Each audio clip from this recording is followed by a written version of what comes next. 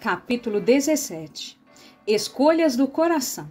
Não há sofrimento na terra que o céu não possa curar. Autor desconhecido. Chegaram de volta ao chalé em pouco tempo. Jesus e Saraiu estavam perto da porta dos fundos.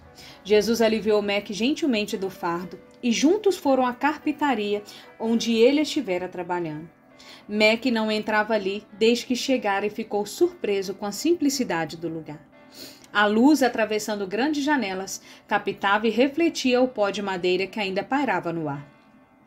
As paredes e as bancadas, cobertas com todo tipo de ferramentas, estavam dispostas para facilitar as atividades da carpintaria. Este era claramente o santuário de um mestre artesão. À frente deles estava o trabalho que Jesus estivera fazendo, uma obra de arte para guardar os restos de Missy. Ao examinar a caixa, Mac reconheceu imediatamente os relevos da madeira. Detalhes da vida de Missy estavam nela esculpidos. Havia um relevo de Missy com seu gato, Judas, o outro com Mac sentado numa cadeira lendo uma história para ela. Toda a família aparecia em cenas trabalhadas na lateral e em cima. Nan e Missy fazendo bolinhos, a viagem ao lago Valoma com o teleférico subindo a montanha e até Missy colorindo o livro na mesa do acampamento, com uma representação caprichada do broche da joaninha que o assassino deixara. Havia também o relevo exato de Missy de pé sorrindo e olhando para a cachoeira, ciente de que seu pai estava do outro lado. Entremeados com as cenas estavam as flores e animais prediletos de Missy. Mac abraçou Jesus e lhe sussurrou ao ouvido. Foi Missy quem ajudou a escolher as cenas? O abraço de Mac ficou mais forte e demorado. Temos o lugar perfeito preparado para o corpo dela, disse Saraiu, quando se aproximara. Mackenzie, é no nosso jardim. Com grande cuidado, puseram os restos de Missy na caixa, colocando-a num leito de grama e musgo macios, e depois encheram com as flores e especiarias do embrulho de Saraiu. Fecharam a tampa, Jesus e Mac pegaram as extremidades e levaram o caixão para fora, seguindo Saraiu até o local do pomar que Mac ajudara a limpar. Ali, entre cerejas e pessegueiros, rodeado por orquídeas e lírios, fora aberto um buraco no lugar onde Mac havia desraizado os arbustos floridos na véspera. Papai esperava-os.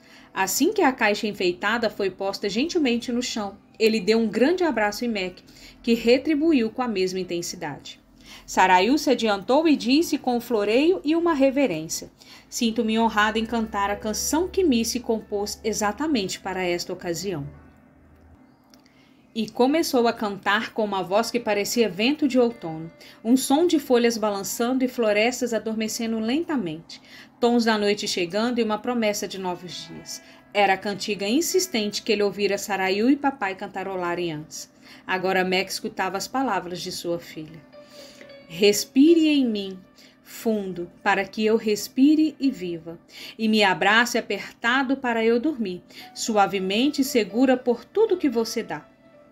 Venha me beijar, vento, e tire meu fôlego, até que você e eu sejamos um só, e dançaremos entre os túmulos até que a morte se vá.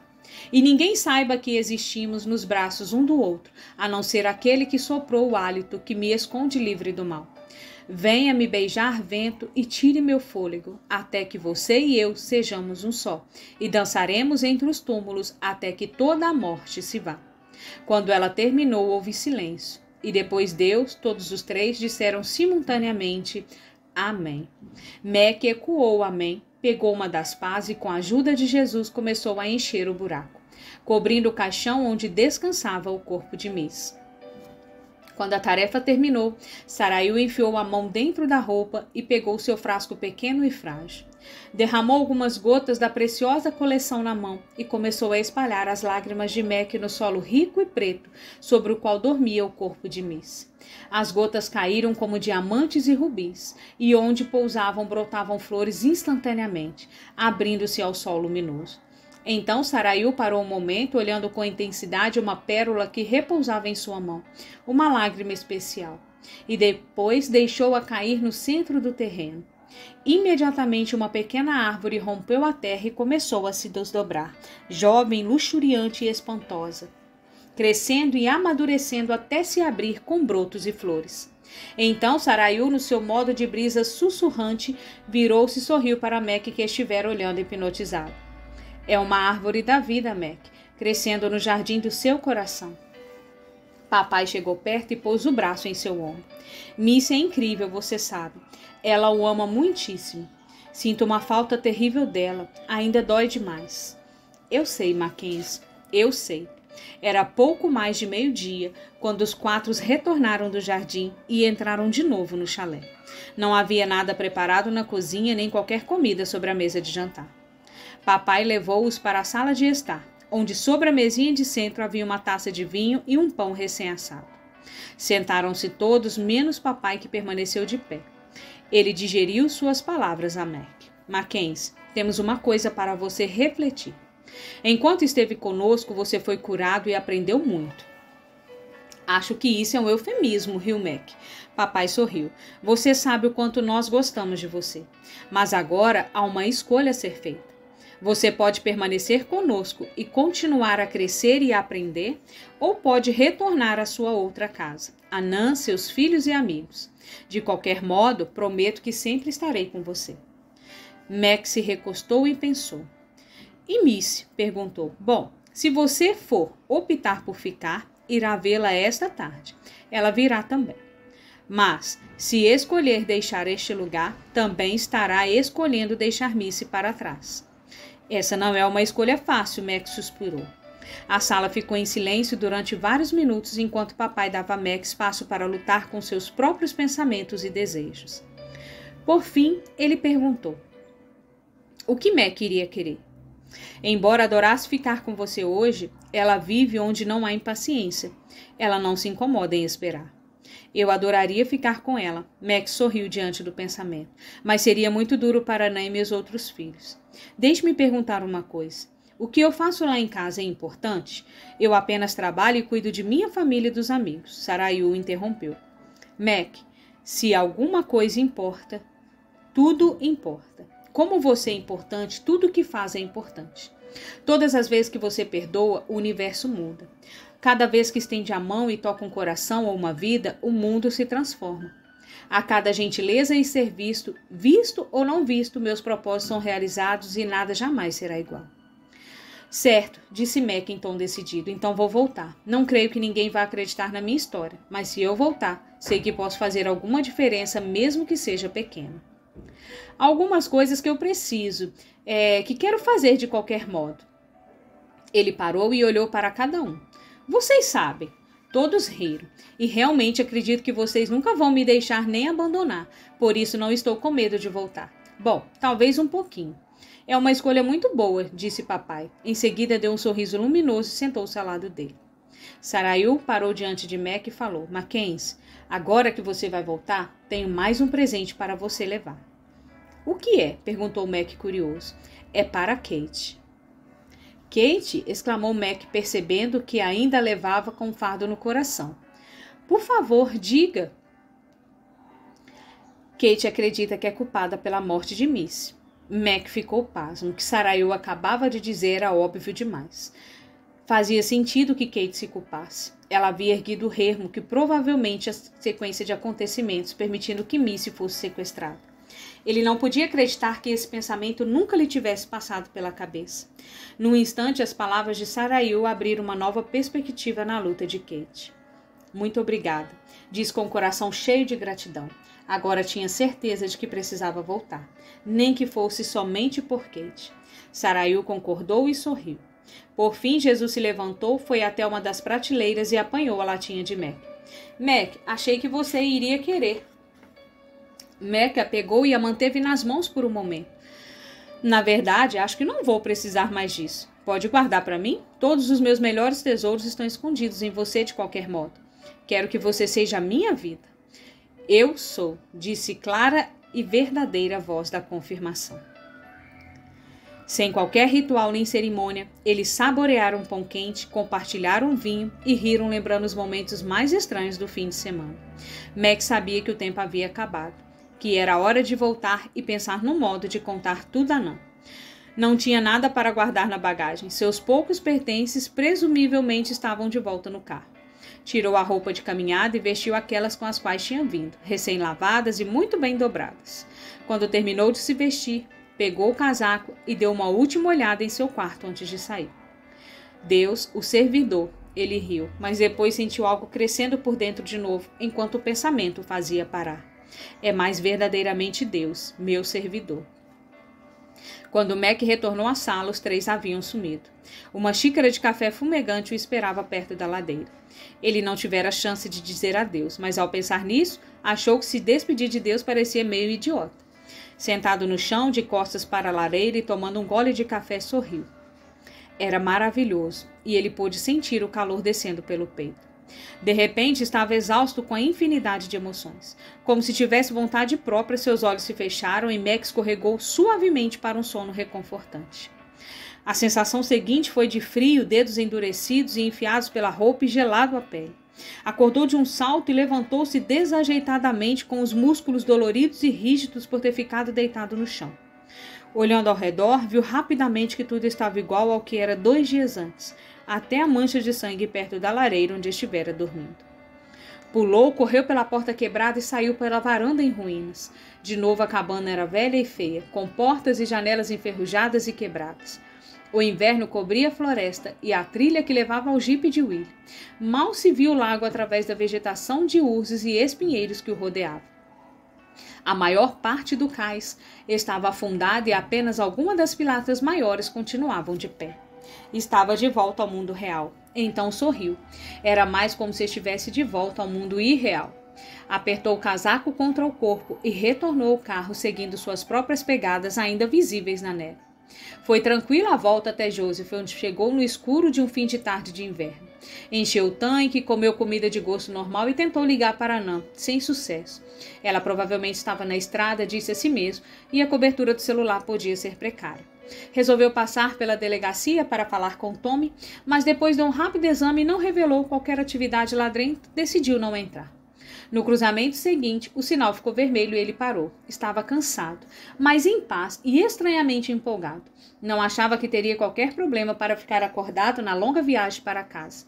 Sentia-se ansioso para encontrar sua família, especialmente Kate. Perdida em pensamento, simplesmente passou pelo cruzamento quando o sinal ficou verde. Não viu o outro motorista avançando o sinal vermelho da transversal. Houve apenas um clarão luminoso e depois nada, a não ser silêncio e escuridão. Numa fração de segundo, o jipe vermelho de Willie foi destruído. Em minutos chegaram o resgate dos bombeiros e a polícia. E em horas, o corpo ferido e inconsciente de Mac foi entregue pelo resgate aéreo ao Emanuel Hospital em Portland, em Oregon. Capítulo 18. Ondulações se espalhando. A fé nunca sabe aonde está sendo levada, mas conhece e ama aquele que a está levando. Oswald Chambers. E finalmente, como se viesse de muito longe, ele escutou uma voz familiar gritando. Ele apertou meu dedo, eu senti, juro. Mac não podia abrir os olhos para ver, mas sabia que Josh estava segurando sua mão. Tentou apertar de novo, mas a escuridão dominou e ele apagou. Demorou um dia inteiro para recuperar a consciência outra vez. Mal podia mover outro músculo do corpo. Até mesmo o esforço para levantar uma única pálpebra parecia avassalador, mas o movimento foi recompensado por gritos e risos. Um após outro, um desfile de pessoas veio até seu único olho entreaberto, como se estivesse olhando para dentro de um buraco fundo e escuro que continha algum tesouro incrível. Aquilo que vinham parecia agradá-las tremendamente e elas foram espalhar notícia. Alguns rostos Mac reconhecia e os que não reconhecia ele logo ficou sabendo. Eram os de seus médicos e das enfermeiras. Dormia com frequência, mas parecia que cada vez que abria os olhos, isso causava uma grande empolgação. Esperem só até eu poder esticar a língua, pensava. Aí sim todo mundo vai ficar realmente impressionado. Tudo parecia doer. Todo o corpo reclamava quando o enfermeiro virava para a fisioterapia e para impedir as escaras. Aparentemente, esse era um tratamento de rotina para pessoas que haviam ficado inconscientes por mais de 1 ou 2 dias, mas saber disso não tornava a coisa mais suportável. No princípio, Mac não fazia ideia de onde estava nem como havia chegado àquela situação. Mal conseguia perceber quem era. Sentia-se grato pela morfina que tirava o excesso de dor. Nos 2 dias seguintes, sua mente foi clareando devagar e ele começou a recuperar a voz. Num entra e sai constante, familiares e amigos vieram desejar uma recuperação rápida ou conseguir alguma informação que ninguém sabia dar. Josh e Kate estavam sempre ali, ocupando-se com o dever de casa enquanto Mac cochilava ou respondia às perguntas que nos primeiros dias ele se fazia repetidamente. Num determinado ponto, Mac por fim entendeu que ficara inconsciente durante quase 4 dias depois do acidente terrível em Josie. Nan deixou claro que ele tinha que dar muitas explicações, mas por enquanto estava mais concentrada em sua recuperação do que na necessidade de respostas. De qualquer forma, sua memória estava envolta numa névoa, e mesmo que ele pudesse recordar alguns pedaços, não conseguia juntá-los de modo a fazer sentido. Lembrava-se vagamente de ter ido à cabana, mas depois disso as coisas ficavam turvas. No sonho, as imagens de papai, Jesus, Missy brincando junto ao lago, Sofia na caverna e a luz e as cores do festival na campina voltavam como cacos de um espelho quebrado. Cada uma era acompanhada por ondas de deleite e alegria, mas ele não sabia se eram reais ou uma alucinação provocada por colisões entre neurônios danificados e os remédios que percorriam suas veias. Na terceira tarde, depois de ter recuperado a consciência, acordou e encontrou Willie encarando-o, parecendo meio sem jeito. Seu idiota, resmungou Willie. É um prazer vê-lo também, Willie, bocejou Mac.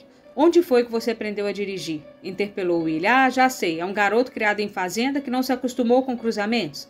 Mac, pelo que ouvi dizer, você deveria ter sentido o bafo do outro cara a 1 quilômetro de distância. Mac ficou deitado, olhando o amigo falar sem parar, tentando ouvir e compreender cada palavra sem conseguir. E agora, continuou Willie, Nan está furiosa e não quer falar comigo. Ela me culpa por ter emprestado o jipe e deixado você ir à cabana. Então, por que eu fui à cabana? Perguntou Mac, lutando para juntar os pensamentos. Tudo está confuso. Willie gemeu, suplicando. Você tem que contar a ela o que eu tentei convencê-la a não ir. Você tentou? Não, faça isso comigo, Mac. Eu tentei convencer. Mac sorria enquanto ouvia Willie reclamar. Se as outras lembranças eram confusas, recordar-se com nitidez de quanto esse sujeito gostava dele e apreciava tê-lo por perto. De repente, Mac se espantou ao perceber que Willie havia se inclinado e sussurrava. Sério? Ele estava lá? Willie olhou rapidamente ao redor para certificar de que não havia ninguém escutando. Quem? Sussurrou Mac. E por que estamos falando baixo? Você sabe, Deus, insistiu Willie. Ele estava na cabana? Mac achou divertido. Willie, ele respondeu, não é segredo. Deus está em toda parte. Então eu estive na cabana. Sei disso, gênio, reagiu Willie impetuosamente. Não se lembra de nada? Quer dizer, nem se lembra do bilhete? Você sabe o que recebeu do papai que estava na sua caixa de correio quando você escorregou no gelo e bateu com a cabeça. Foi então que a história desconjuntada começou a se cristalizar na mente de Mac. Subitamente tudo fez sentido quando sua mente começou a ligar os pontos e preencher os detalhes. O bilhete, o jipe, a viagem à cabana e cada acontecimento daquele glorioso fim de semana. As imagens e as lembranças começaram a jorrar de volta tão poderosa que ele sentiu que elas seriam capazes de arrancá-lo da cama e levá-lo para fora deste mundo. Enquanto se lembrava, começou a chorar. Mac, desculpa, agora o Willie estava implorando. O que foi que eu disse? Mac estendeu a mão e tocou o rosto do amigo. Nada, Willie. Agora me lembro de tudo. Do bilhete, da cabana, de Miss, do papai, eu me lembro de tudo. Willie ficou imóvel, sem saber o que pensar ou dizer, com medo de ter forçado o amigo além do limite. Por fim perguntou, quer dizer que ele estava lá? Deus estava lá? E agora Mac ria e chorava. Willie, ele estava lá. Ah, ele estava lá. Espere até que eu lhe conte. Você nunca vai acreditar. Cara, nem eu sei se acredito. Mac parou perdido nas lembranças por um momento. Ah, falou finalmente. Ele me mandou lhe dizer uma coisa. O quê? A mim? Mac ficou olhando enquanto a preocupação e a dúvida se espantavam no rosto de Willie. Então, o que ele disse? Mac parou procurando as palavras.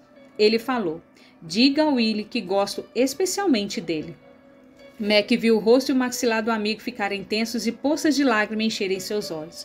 Os lábios e o queixo de Willie tremeram e Mac soube que o amigo estava se esforçando para manter o controle. Preciso ir, sussurrou Willie rouco. Você terá de me contar isso mais tarde. Virou-se e saiu do quarto, deixando Mac às voltas com seus pensamentos e lembranças. Quando Nan chegou, encontrou Mac sentado e rindo. Como ele não sabia por onde começar, deixou que a mulher falasse primeiro. Ela o colocou a par de alguns detalhes do acidente. Ele quase fora morto por um motorista bêbado e havia passado por cirurgias de emergência para reparar vários ossos quebrados e ferimentos internos. Seu estado era grave e por isso seu despertar aliviara a preocupação. Enquanto ela falava, Mac pensou que era realmente estranho sofrer um acidente logo depois de passar um fim de semana com Deus. o aparente caos aleatório da vida. Não era assim que papai tinha dito? Então, ouviu Nan dizer que o acidente havia acontecido na noite de sexta-feira. Não foi no domingo? Perguntou. Claro que não. Foi na noite de sexta-feira que trouxeram você para cá de helicóptero. As palavras dela o confundiram e por um momento ele se perguntou se os acontecimentos na cabana teriam sido apenas um sonho. Talvez fosse um daqueles deslocamentos temporais de Saraiu, pensou. Quando Nan terminou de narrar os acontecimentos, Mac começou a contar tudo o que lhe havia acontecido. Mas primeiro pediu perdão, confessando como e por que mentira. Perplexa, Nan pensou que se tratava dos efeitos do trauma e da morfina. Toda a história de seu fim de semana, ou do dia, como Nan repetia, se desdobrou lentamente em várias narrativas. Algumas vezes o remédio dominava e ele caía num sono sem sonhos, no meio de uma frase. Inicialmente não ouviu com paciência e atenção, tentando suspender ao máximo o julgamento, pensando que a narrativa dele pudesse ser consequência de algum dano neurológico. Mas a nitidez e a profundidade das lembranças a tocaram e lentamente foram solopando sua dúvida. Era intensamente vivo o que Mac estava contando, e ela entendeu rapidamente o que quer que tivesse acontecido causar um enorme impacto e transformara seu marido. O ceticismo de Nan foi cedendo e finalmente ela concordou em ter uma conversa com Kate. Mac não quis dizer o motivo, que a deixou nervosa, mas decidiu confiar nele. Chamaram a filha e mandaram Joss se ocupar em alguma coisa, deixando os três sozinhos. Mac estendeu a mão e Kate a segurou. Kate, ele começou com a voz ainda um pouco fraca e áspera. Quero que você saiba que eu a amo de todo o coração. Eu amo você também, papai. Vê-lo naquele estado a havia suavizado um pouco. Ele sorriu, depois ficou sério de novo, ainda segurando a mão da filha. Quero falar com você sobre Miss. Kate deu um repelão para trás como se tivesse sido picada por uma abelha, e seu rosto ficou sombrio. Instintivamente tentou puxar a mão, mas Mac a segurou, o que exigiu um esforço considerável. Ela olhou ao redor, Nan se aproximou e envolveu-o com um abraço. Kate tremia. Por quê? Perguntou num sussurro. Kate, não foi sua culpa. Agora ela hesitou, quase como se tivesse sido apanhada num segredo. O que não foi minha culpa? De novo ele precisou esforçar-se para falar, mas ela ouviu com clareza. Termos perdido, Miss. Lágrimas rolaram pelo rosto de Mac enquanto ele lutava com essas palavras simples. De novo Kate se encolheu, dando-lhe as costas. Querida, ninguém culpa você pelo que aconteceu. O silêncio dela durou apenas alguns segundos mais, antes que a represa transbordasse. Mas se eu não fosse descuidada na canoa, você não teria que... Sua voz saiu pesada de acusações. Mac a interrompeu, pondo a mão em seu braço. É isso que estou tentando dizer, querida. Não foi sua culpa. Kate soluçou enquanto as palavras do pai penetravam em seu coração devastado. Mas eu sempre achei que fosse minha culpa. Eu achava que você e mamãe me culpavam e eu não queria. Nenhum de nós queria que isso acontecesse, Kate. Simplesmente aconteceu. E vamos aprender a conviver com isso. Mas vamos fazer isso juntos, está bem? Kate não tinha ideia de como reagir. Dominada pela emoção e soluçando, soltou-se da mão do pai e saiu correndo do quarto. Nan, com lágrimas descendo pelo rosto, deu um olhar desamparado, mas encorajador para Mac e saiu rapidamente atrás da filha. Na vez seguinte em que Mac despertou, Kate estava dormindo ao seu lado na cama, aninhada e segura. Era evidente que Nan pudesse ajudá-la a superar parte da dor. Quando Nan percebeu que Mac abriu os olhos, aproximou-se em silêncio para não acordar a filha e beijou-o. Acredito em você, sussurrou e ele sorriu surpreso ao se dar conta de como era importante ouvir isso. Provavelmente eram os remédios que o estavam deixando assim tão emotivo, ela pensou. Mac melhorou rapidamente nas semanas seguintes. Menos de um mês depois de receber alta do hospital, ele e Nan ligaram para o recém-nomeado subxerife de Joseph e Tom Dalton para falar sobre a possibilidade de fazer uma caminhada outra vez na área atrás da cabana. Como tudo havia revertido a desolação original, Mac começara a se perguntar se o corpo de Missy ainda estaria na caverna. Seria difícil explicar à polícia como sabia onde o corpo da filha estava escondido, mas Mac achava que o amigo lhe daria o benefício da dúvida e o ajudaria. Tommy foi realmente solícito, mesmo depois de ouvir a história do fim de semana de Mac, que ele interpretou como sendo sonhos e pesadelos de um pai sofredor, concordou em voltar à cabana. Queria ver Mac de qualquer modo. Itens pessoais haviam sido salvos dos destroços de Jeep de Willie e devolvê-los era uma boa desculpa para passar algum tempo juntos. Assim, numa manhã límpida de sábado, no início de novembro, Willie acompanhou Mac e Nan até Joseph. Lá encontraram Tom e os quatro se dirigiram para a reserva. Tommy ficou surpreso ao ver Mac passar direto pela cabana e ir até uma árvore perto do início de uma trilha. Tal como explicaram aos outros na vinda, Mac encontrou um arco vermelho na base da árvore. Ainda mancando ligeiramente, guiou-os numa caminhada de 2 horas pelo terreno ermo. Nan ficou em absoluto silêncio, mas seu rosto revelava claramente a intensidade das emoções com as quais batalhava. No caminho, continuaram encontrando o mesmo arco vermelho marcado em árvores e pedras.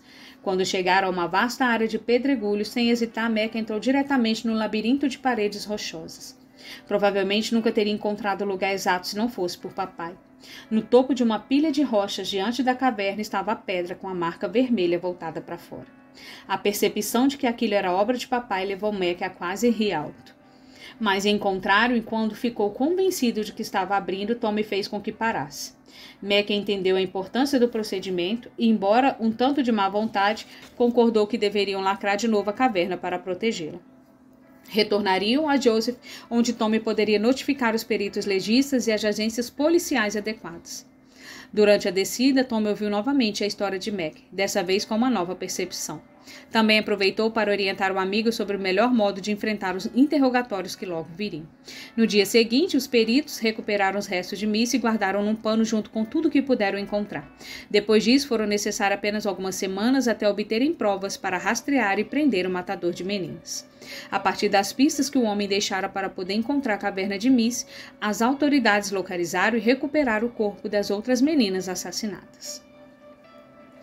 Pós-fácil. Bom, aí está. Pelo menos como me foi contado. Tenho certeza de que algumas pessoas perguntarão se a história de Mac aconteceu de verdade, ou se o acidente e a morfina simplesmente o deixaram meio confuso. Mac continua levando sua vida normal e produtiva e teme em garantir que cada palavra da história é verdadeira. Todas as mudanças em sua vida, segundo ele, são provas suficientes. A grande tristeza se foi e ele passa a maior parte dos dias com um profundo sentimento de alegria. Assim, a questão que eu me coloco enquanto redizo esse texto é: como terminar uma história dessas? Talvez eu possa falar isso falando um pouco das transformações que ela causou em mim. Como declarei no prefácio, a história de Mac me mudou. Não creio que haja um aspecto da minha vida, sobretudo de meus relacionamentos, que não tenha sido profundamente tocados e alterados de modo importante. Se eu acho que é verdade, quero que tudo seja verdade. Talvez alguma parte não seja verdadeira num determinado sentido, mas ainda assim é verdade. Você sabe o que quero dizer. Acho que Sarayu vai ajudá-lo a entender. E Mac? Bom, ele é um ser humano que continua passando por um processo de mudança, como todos nós. Só que ele aceita bem as mudanças, enquanto que eu muitas vezes resisto a elas. Noto que ele ama mais e melhor do que a maioria das pessoas. É mais rápido em perdoar e ainda mais rápido em pedir perdão. As transformações que ele sofreu provocaram na família e nos amigos efeitos que nem sempre foram fáceis de entender.